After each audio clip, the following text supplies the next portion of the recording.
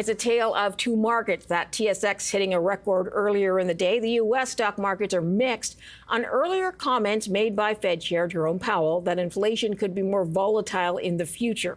To help us make some sense of this, let's go to Brent Joyce. He's the Chief Investment Strategist, Managing Director, BMO Private Investment. Thanks for joining us today. Great to be here this afternoon. What do you think is driving all this enthusiasm on the Toronto Stock Exchange? It's been our favorite market for the year, and we've had an overweight for a number of years to the Canadian market. We've talked a lot about the fact that the TSX is not the Canadian economy. And so it's a nice way to get inexpensive compared to U.S. stocks, a lot of U.S. stocks, access to companies that are very global in nature, very North American in nature. And now that things are less bad, maybe good in terms of the macro backdrop, you know, that's what's perking things up. I like that. Less bad, maybe good. Less bad, maybe good. All the while, you get a big fat dividend as well in Canada. Okay, so let's talk about American investors, because we're not seeing really the same kind of enthusiasm there. And we also had the remarks by Jerome Powell on inflation. So what does that tell you about the sentiment of American investors?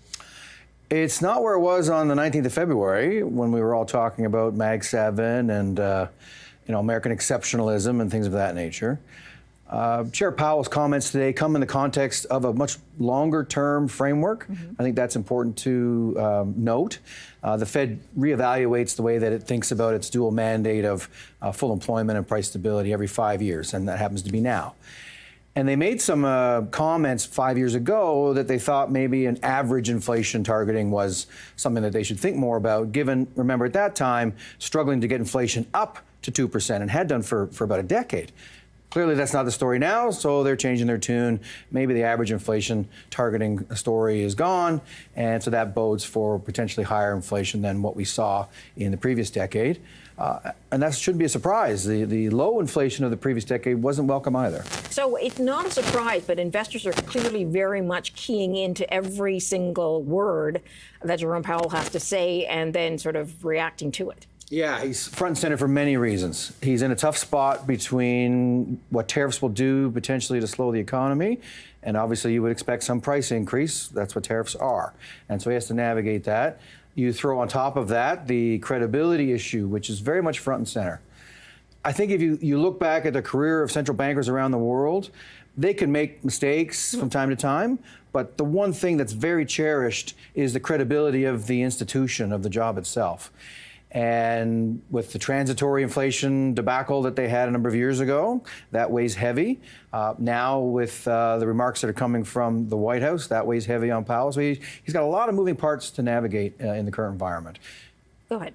Let's talk about the U.S. market in general, because typically it's seen as that sort of safer haven. That's where people want to be. Do you think that has changed this year in the first half of the year? Ever so slightly at the margin. Okay.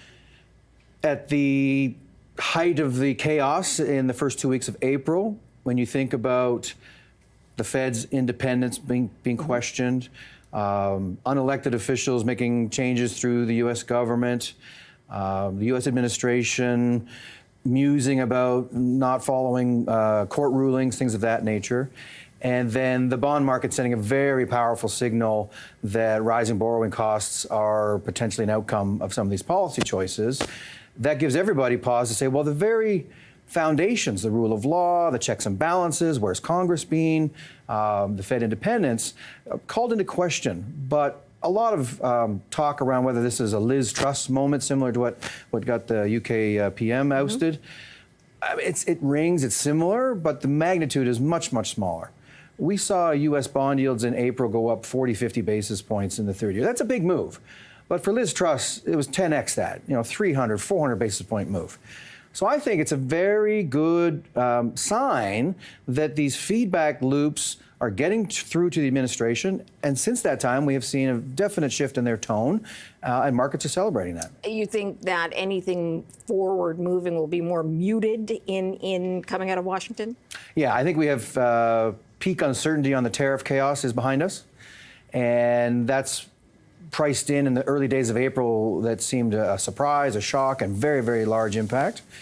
Markets recovering from that now, as they should, as that's in the fullness of time now, appears to be something much smaller. The administration does not appear to want to drive the U.S. economy into a recession. They certainly have their goals that they want to accomplish, and that's fine. How they go about doing it in terms of protecting the integrity of various institutions matters, and the speed and the magnitude matters. All of those have improved since the middle of April, and markets are reflecting that. Let's talk about sectors. You still like equities. Where are you looking these days? Well, as I mentioned, Canada is our favored market. We haven't turned away from U.S. exceptionalism because I never thought of it as U.S. exceptionalism. I thought of it as global exceptionalism, as Canadian companies are global. These businesses that we talk about in the U.S. are global in nature. It's why the tariffs have hit some of them harder than others. They just happen to locate inside the U.S. for many, many reasons, taxation being one of them. And so we still like the U.S. market. Overall, from an asset mix standpoint, though, we are pulling our horns in just a little. We have been overweight equities pretty substantially for the past 2.5 years and let those winners run. And we're tucking the sales down a little bit. Not neutral, not negative, but just getting a little closer to our strategic weights in our portfolios. Are there sectors that you're looking to move into? We've been adding some sovereign bond exposure for safety.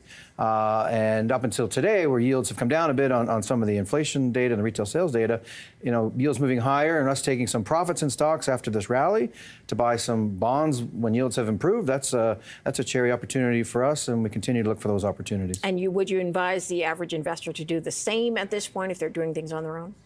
Rebalancing is always a good idea.